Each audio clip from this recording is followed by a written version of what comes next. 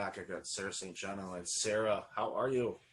Good. How are you doing? I am great. I've been looking forward to this for a while. I know we had some challenges to schedule it with our various schedules, which are always entertaining. Even though during a pandemic, you think everybody should have all the time in the world, which that is not reality, ladies and gentlemen. It has been an intense year for all of us. So, Sarah, tell us a little bit about what you do and your show and some of the things you're doing. Well, I have a show called Frugalpreneur, building a business on a bootstrap budget. And, well, it's kind of a long story how I got the idea for the show. My background is that I've been an entrepreneur for over a decade now, but I started with a photography business and just the upkeep and maintenance and the expense of that, of upkeeping um, equipment, lenses, lighting, software, just everything. It was just getting expensive. Plus, I realized that I like taking pictures of animals and landscapes and architecture and things like that, not really people, which is where the money is. I was doing weddings and portraits. So I decided I need to switch into an online business because that would be a lot more affordable. And I tried different things like drop shipping, affiliate marketing, blogging, all these different things. And um, and in the process of doing that, I was always like looking for free or affordable tools to manage my business. And I was thinking, I've discovered so many free or affordable tools. I could write a book on this. So I got the idea to write a book. The name Frugalpreneur, it's also the name of the book, came from, I was in a Dave Ramsey financial peace class, and he was talking about all these ways to, save money and pay down debt and all that. And I was thinking, well, that's all great, but what about making more money, to save and pay down debt? And for some reason, the word frugalpreneur came to my mind, and I was like, So I wrote the book Frugalpreneur, and then I was like, I should start a podcast to coincide with the book. It was just kind of a short-term plan. It was just going to be kind of along with it, just a few episodes. But I've realized that I really enjoy podcasting, and that's kind of where I'm going to stay with. I'm working on another book called Podcastpreneur, that'll be out in a couple of months, and also a course as well. And I love podcasting and just listening to podcasts, making podcasts, just the whole industry, and it's like booming now. It's been around for, I think, 16 years, but it just been in the past year or so that it's really skyrocketed, I think. Um, and so I'm, I still have the Frugalpreneur podcast and focusing on different ways people can make money online and how to do it affordably. Um, but then I'm also going to be focusing on podcasting as well, like teaching people how to podcast and why you should, and how to incorporate that into your business and grow your business, basically. It's a wonderful platform. I launched my show in February of 2017, so time this recording, almost 3.5 years ago. And it's been an amazing journey, and I get to talk to incredible human beings like yourself and other people that are doing amazing things in this world that I would not have had the opportunity to do if I didn't launch a show. And what it's done is it creates opportunities for a variety of different things. It's definitely helped with my speaking business. It's helped with, especially right now, with virtual conferences that are basically the only conferences that you can do right now during a pandemic, which means I've been able to pivot and speak at events that I may not have been able to before because I've got all the equipment. I've got the lighting, I've got the camera, I've got the computer, the microphone, all the things, so I can do all of these things. And been able to spend more time in PowerPoint than I ever thought I would ever desire to do in my life, because I've never been a fan of it, but I understand kind of helps in a presentation, because looking at a spreadsheet is not as pleasurable, and a Word document even worse. But long story short, it's an incredible platform, and the entry fee, and I look forward to your new book, and obviously the course that follows, because a lot of people that want to do a show, they don't necessarily understand all the bells and whistles that you need, but tying in really well with the frugal side of things, you don't need to spend a ton of money to do something. You really don't. Cameras, if you're going to do the video thing, which I do recommend, because people consume things differently. Like the content that I do, kind of peel back the curtain a little bit. In content that I create, I can have my podcast, I can have a video podcast, I can have a written article, blog post, social media post, 5 or 6 different flavors of the same thing that I just did. And what I've discovered is I have audiences in all of those platforms, and the majority of the audience members don't cross-pollinate. So people that watch my videos on YouTube have never heard my show, or people that listen to my show have never been to my blog, even though I tell them in the show notes, go here, I tell them where to go. As far as finding my stuff, I don't tell people where to go. That's another conversation for another show.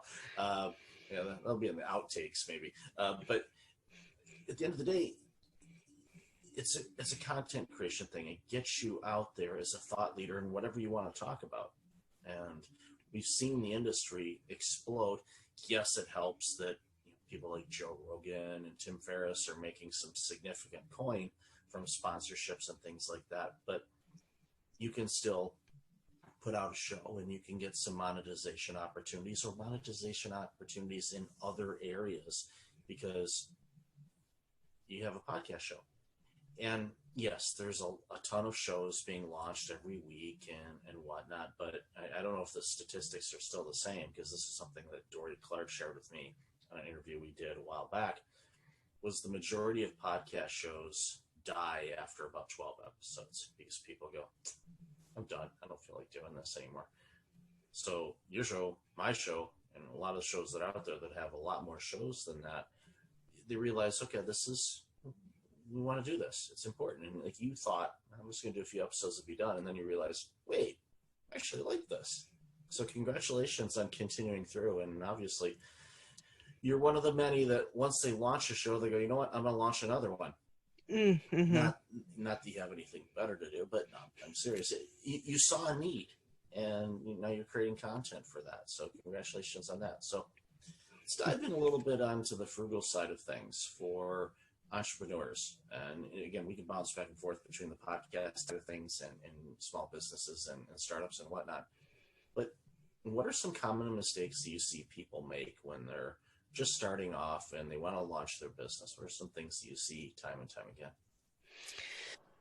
Well, one thing that I have struggled with is that I spend so much time learning and not implementing.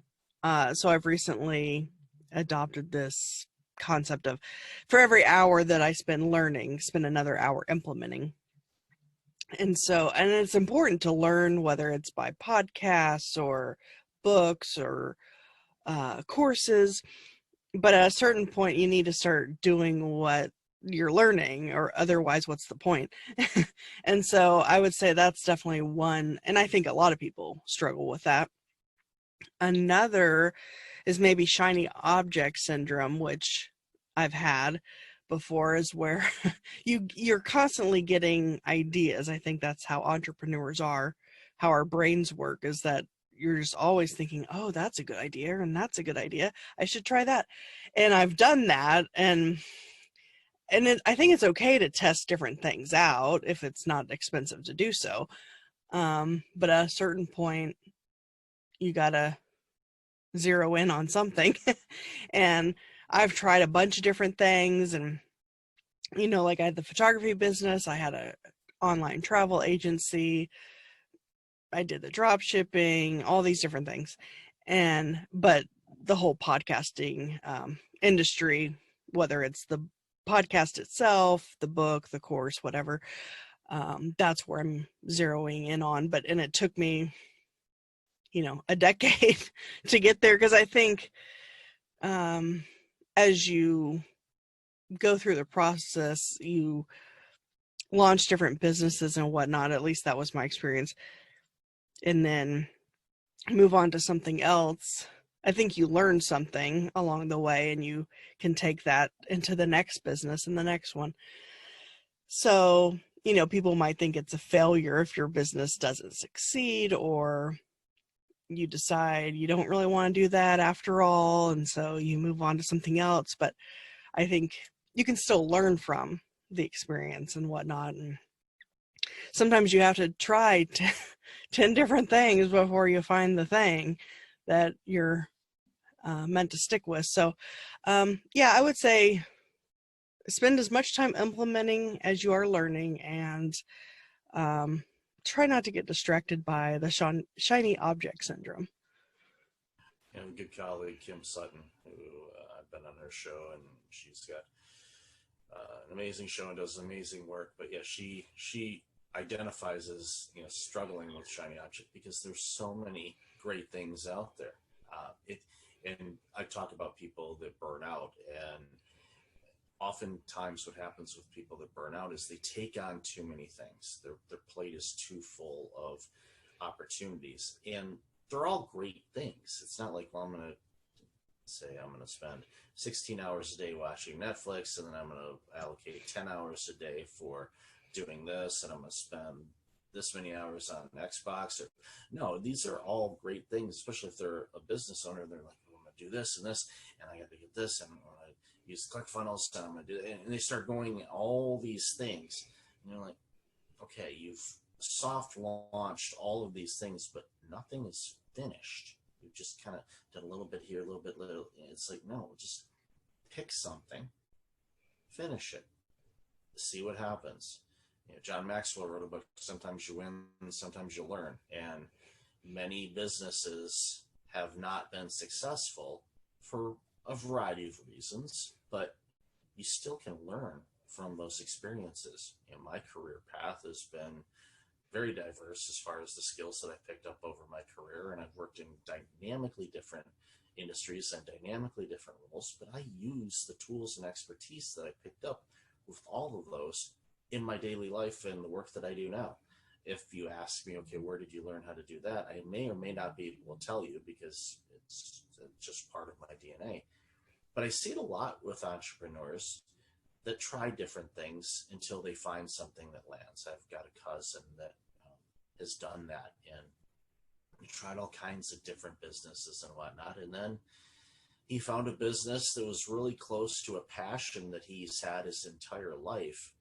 And I'm not going to share his name or his clientele, but it's music industry, and the names of his clients are well known, to say the least. And that was something that he landed on. And but he kept trying, and he found something, and it's been really good for him, and I'm proud of him. I don't think he listens to my show, but I know his mom does and my aunt, so I'll wave and wink. They know who they are. But again, when you're an entrepreneur and you want to do things, you want to be as wise as you can. Frugal is a great word for it, because you can save those dollars. If you're saving a little bit money here and there, instead of buying the $500 microphone and the $1,000 camera, you spend the $50 headset with a decent microphone, and well, the camera and lighting was a little bit more, but this isn't my typical setup room, so thanks, COVID. But the beautiful thing is, now I've got equipment that allows me to do this stuff, and it's you work with it, and now I've got stuff that can work, and I've kept it affordable so I can do the things that I'm doing. And that's the thing. It's just, you don't have to go and get the top notch of anything. It's like, what do you need to do? Start, and then you can scale. You can always upgrade. This is, the camera that I'm using. Yes, this computer has a camera, but the camera that I have has better quality. It looks better. And I was able to update it, and because I didn't use it additionally, but then it's like, okay, let's get a better camera with some lighting and whatnot. So again, those are things over time as revenue comes in, you can say, all right, I'm going to allocate a little of this, a little of this, and plan accordingly. So do you Mm-hmm. find in the work that you've done and the people you talk to that, the revenue starts coming in and they immediately want to spend all of it on this thing instead of maybe waiting back a little bit, using an old retail analogy, instead of going in and putting the whole thing on credit card and taking it home today, they kind of put it on layaway. And they say, let's put a little bit each time, and then eventually we'll get to pay for it. Do you find that's a common challenge with a lot of people? Yeah, I think so. I think what you were mentioning, I think one of the biggest struggles that people have when they get into starting a business is just thinking that everything they needed the top end of everything, like you were talking about. But I mean, I have a blog post about how my whole, other than the computer that I'm using, my whole setup for podcasts is under $100. Like my mic's $60 and whatnot. And so, yeah, definitely people, especially if someone isn't sure that they're going to stick with whatever it is, whatever business model they're choosing, and they're just trying it out, they definitely should approach it from a frugal perspective and spend the least amount as of money as possible that can get the job done, basically. Because there are, $500 mics, but and I'm sure they're better to some degree, but like, are they that much better to make it, it? So, um, what you were talking about, or the question that you asked, reminds me of there's this new show on TV called I Quit. It's only had 2 episodes so far, and it's about entrepreneurs who they work a regular day job and then they're trying to launch a business on the side. And at a certain point, they get to the point where they quit their day job and go all in on their business. And some of these, like this one couple, bought a soccer team or something like that, or a soccer club. And this is in America where soccer isn't really that big. I mean, little kids play soccer, but I don't know of any kind of like professional, soccer team in America. I mean, maybe I'm wrong, but um, it's just not really a big thing here, I don't think. And they purchased, yeah, it's a soccer club, I think, whatever that means. I don't know. And they're not paying like their mortgage. They're using the money that they would have paid for their mortgage to like kind of keep funding this thing. And anyway, so uh, when I see their story, because it's a bunch of different people on the show, different stories, but that one in particular, I'm just like, really? um, I don't know. That's just my opinion on that, but yeah, people can definitely. I mean, when you're not paying your mortgage and when you're there's just so many mistakes that people make when they're launching a business. You don't need to drop thousands of dollars, and just start small with a bare minimum. And I think with online business that's easy to do, whereas if you're trying to open like a brick and mortar retail shop or something, that's kind of a whole different thing. And so that's why I focus on online. Yeah, online is a much, I guess, safer place as long as you're keeping yourself in check and avoiding the shiny objects. And yes, there is a professional soccer league. There's a few in the U.S. Oh. Major League Soccer is one of them. They've got teams in some of the larger cities. It's got Hmm. a following, nowhere near to what it is, in Europe and other countries and whatnot like that. And it's one of those things where it's taken a very long time for it to catch on in the United States. During the Olympics, it tends to get a little bit more traction, but for some reason it's never caught on. And I think part of it is not to derail our chat, but I think because the other major sports that we have in the United States are so gigantic, NFL, baseball, basketball, and even hockey, is definitely fourth in that scheme. I've lived in 3 of the original 6 NHL cities, so it pains me to say that sometimes, but I get it, I understand. But it's one of those things where, yeah, when you buy a team, you should be able to buy a team when your financial house is literally in order. If you're not making mortgage payments to bankroll something else, that's not taking care of yourself. You're taking care of others to the detriment of yourself, and that's not good. And I'm gonna have to check that show out, because that's one of those things where I would probably be just shaking my head like you were going, I can't believe they're doing this. You have to take care of yourself first, and that includes your financial well-being. And if you don't, then the whole concept of launching your own business to get your own financial freedom or additional income ends up being a burden, where you've actually increased your bills, and you're working full time and you're doing this on the side, and you have more bills than you did before. So you're actually making less and you're working longer hours, and you're going, what am I doing wrong? Well, you went in too fast, too quickly, and you need to scale it a lot slower. It's going to take longer than you want it to, but you have to, going back to that conversation I had earlier today, what's the intent? What do you want to do out of this? And map it out, and you talk with people that have done it already, and find mentors, and be brutally open to hear what they have to say, because it may not be what you want to hear. Because people that launch businesses, they think, I'm going to be a bazillionaire. You might be, but it doesn't happen overnight. Amazon did not grow to what it is today overnight. It's taken decades. Same thing with Facebook, and Apple was in deep trouble, and now they're a $2 trillion organization. But it takes time, and a lot of other things have to play into part. So if there was, in closing, if there was one piece of advice you'd give to entrepreneurs, and I'm guessing shiny object is one of them, but is there anything else you would tell them to really focus on when they're launching their business? Yeah, the shiny object syndrome, avoiding that if you can. And then also the implementing the, for every hour that you spend learning, spend another hour implementing. Let's see. And I guess, well, this kind of goes with shiny object syndrome, but at a certain point, narrowing in on one thing.